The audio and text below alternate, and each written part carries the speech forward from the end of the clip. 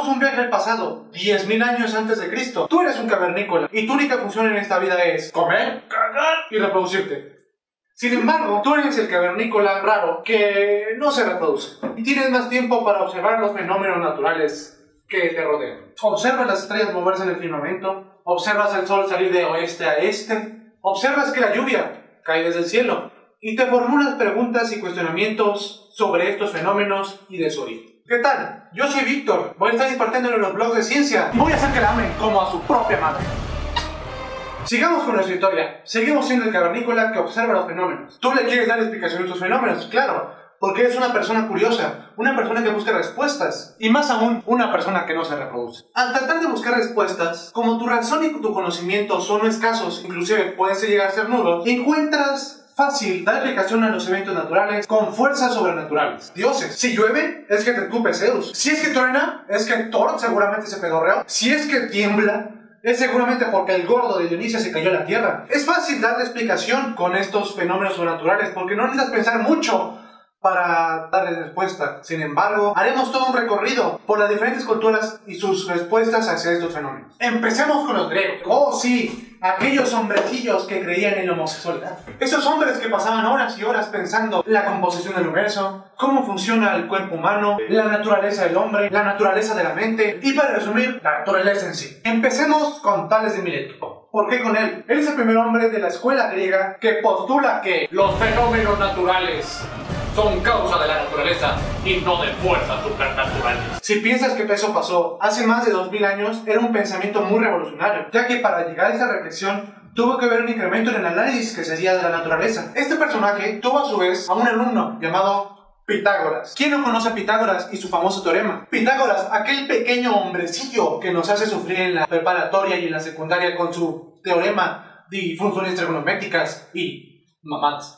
Aquel primer hombre que postula que la Tierra tiene una forma esferoidal. También tenemos a Leucipo, que postula por primera vez en la historia que la materia está hecha de átomos. Recorremos más la historia griega y llegamos al famosísimo Aristóteles. Aristóteles, aquel que ha sido idolatrado por tantos exhaustivos años que uno ya está cansado de él. Sin embargo, Aristóteles fundó las bases del método científico, que es el que ahora todo ser humano que es científico utiliza. En ese tiempo él llamaba empirismo, donde utilizaba la experiencia y la experimentación para llegar a un resultado. Haciendo mayor hincapié en el avance científico que tuvieron los griegos, podemos mencionar avances como en botánica, zoología, astrología, mineralogía, matemáticas y geografía. Siguiendo la historia de la ciencia, tenemos que Eratóstenes calcula la circunferencia de la Tierra. Hiparco crea el primer mapa estelar de las constelaciones. Heráfilo disecciona y estudia el sistema nervioso humano. Galeno, hace 1800 años, realiza la primera operación cerebral y ocular. Y por último, Arquímedes se aproxima al valor de pi y aparte deja a la posteridad el estudio de la hidrostática y la estática. Pero no todo es estudiado por los griegos. Hay otros periodos de la historia donde otras naciones y culturas también estudiaron la ciencia. En China, por ejemplo, se crea uno de los primeros sismógrafos. China ya utilizaba el punto decimal y el cero. Y para el primer siglo antes de Cristo, ellos ya utilizaban números negativos, fracciones, y ya tenían métodos para resolver raíces cuadradas de mayor orden. Y una de las aportaciones más grandes de los chinos fue sus observaciones astronómicas, detallando eventos como manchas solares, supernovas y eclipses solares y lunares. Sin embargo, dos naciones no pueden hacer toda la ciencia del mundo. Vayamos al sur, a la India, donde se están gestando burbujeantes y hermosas ecuaciones de álgebra. En la India surgen varios sucesos importantes. Ellos empiezan a estandarizar las unidades, como nuestro sistema actual de unidades, metro, segundo, gramo. Sistema que se utiliza en toda la comunidad científica alrededor del mundo. A excepción de algunos retrógrados que todavía siguen utilizando pies y codos y pulgadas. Pitos. También en la India se empieza a trabajar con funciones trigonométricas. Nuestro sistema numérico actual es una derivación del suyo. Autores indios que empiezan a hablar ya de la gravedad como una fuerza. Y hay libros donde describen diferentes tipos de cirugías como la rinoplastia. Y aún más importante, los orígenes del acero, aquel material que nos permite construir edificios, embarcaciones y herramientas lo suficientemente resistentes para que duren a lo largo del tiempo. Todo lo que se acaba de relatar sucede en la antigüedad, antes de que llegáramos a la época de caballeros armados, enormes corceles, armaduras de acero que iban a chingar al prójimo a Jerusalén. Sí, ese periodo místico y lúgubre llamado Edad Media Recorramos el tiempo hasta la Edad Media y hablaremos de dos vertientes, el mundo islámico y Europa. Europa vivía inmerso en un periodo de oscurantismo que le duró más o menos 1200 años. Casual, le deprimes y dura 12 siglos de primer. Recorramos hasta las arenas de Persia. Aquel lugar donde en el crisol de la ciencia y la alquimia y los números raros que ahora conocemos como números arábigos se lleva a cabo grandes descubrimientos de matemática, álgebra, alquimia, medicina. Pero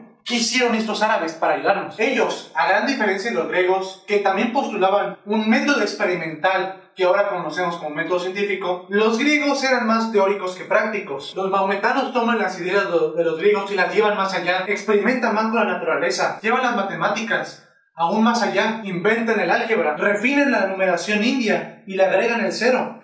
Alquimistas como Javier Ibn Ayyan, imagínate en la escuela, Ibn Sina, Al-Batani, Al-Razi, Javier Ibn Ayyan, Jafar Ibn Muhammad, Abu Mashar Al-Baqi.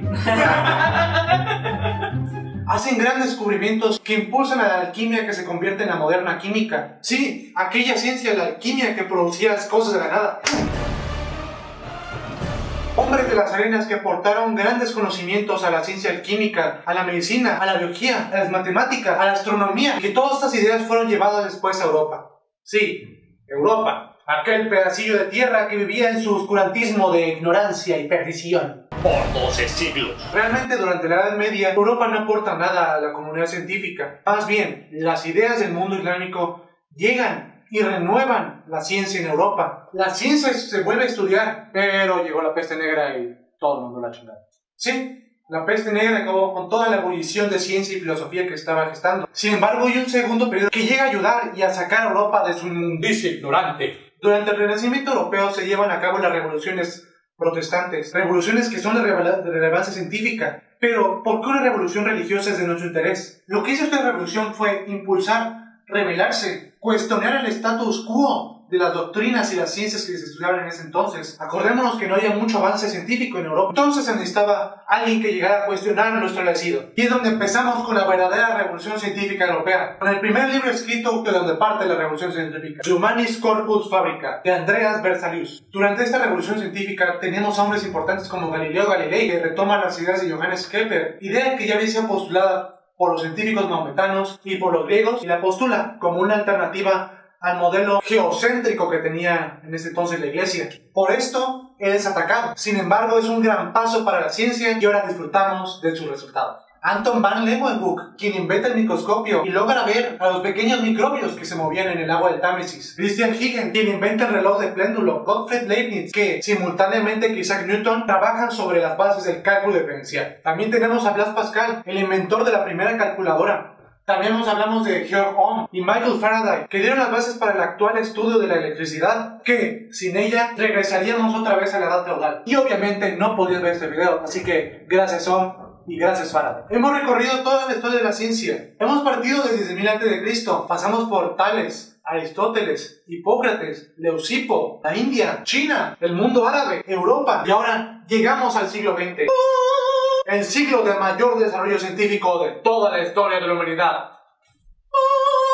Hacia un futuro brillante lleno de ciencia. Durante el siglo XX podemos dividir en tres ramas importantes el estudio de la ciencia: la biología, la química y la física. En la parte de la física tenemos nombres tan importantes como Einstein, Schrödinger, Planck, quienes formularon una teoría nueva basada sobre la conformación del átomo, orbitales atómicos, interacciones electrónicas. Hablamos de Edwin Hubble y Julius Lemaitre, que gracias a los estudios astronómicos supieron que, primero, el universo es una masa en expansión, y dos, pudieron formular la teoría que es la más aceptada ahora de la creación del universo, la teoría del Big Bang. En la parte química de la antigua ciencia de la alquimia, varios hombres estudiaron que la materia se conservaba cuando se llevaban a cabo las reacciones químicas. Un hombre muy importante surge, que es Antoine Laurent Lavoisier, que es el descubridor del oxígeno y que aparte nos plantea la ley de la conservación de la materia. La materia no se crea ni se destruye, solo se transforma. Dimitri de Mendeleev, el primer hombre en organizar los elementos químicos en una tabla periódica. Frederick Boller, el primer hombre en sintetizar la urea, que daría paso al estudio de la química orgánica, que después daría paso a la química fisiológica y a su vez a la bioquímica. Tenemos a Francis Crick, que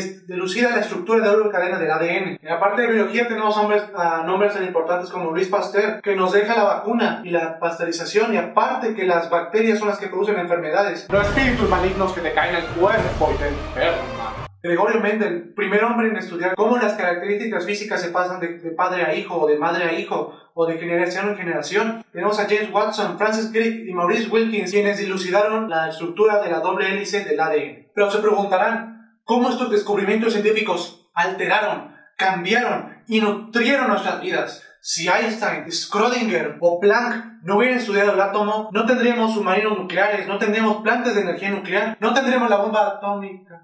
Está bien, ¿no? Si Pasteur no hubiera tenido el hambre de saber por qué nos enfermábamos, tal vez ahorita seguiríamos tomando leche bronca y nos seguiríamos enfermando y no tendríamos el proceso de pasteurización. No sabríamos qué es un germen. ¿Creerías que un estornudo te enferma?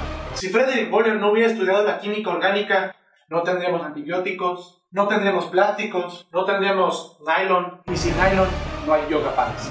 No tendríamos polímeros de plásticos que nos ayudan en nuestra vida a día, como botellas de plástico, celulares, condones, aparatos eléctricos. Si Faraday, Coulomb u Ohm no hubieran estudiado electricidad, no tendríamos focos ahorradores, radio, microondas, internet.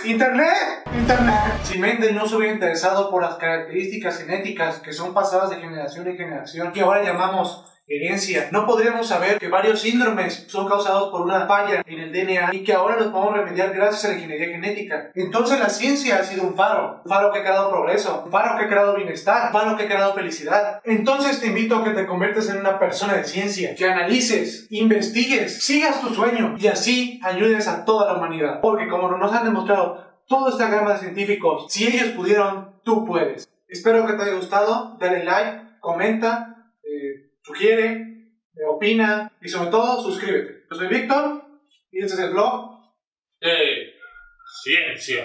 Esto fue CMS Express. Hasta la próxima.